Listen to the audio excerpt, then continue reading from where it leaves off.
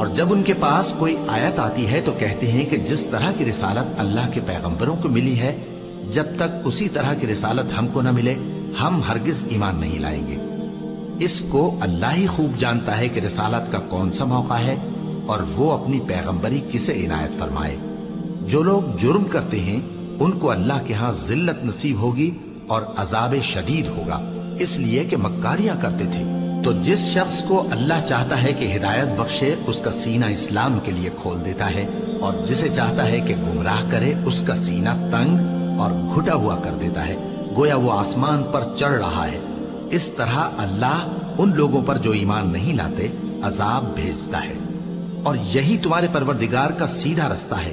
جو لوگ غور کرنے والے ہیں ان کے لیے ہم نے اپنی آیتیں کھول کھول کر بیان کر دی ہیں۔ ان کے لیے ان کے اعمال کے صلے میں پروردگار کے ہاں سلامتی کا گھر ہے اور وہی ان کا دوست ہے۔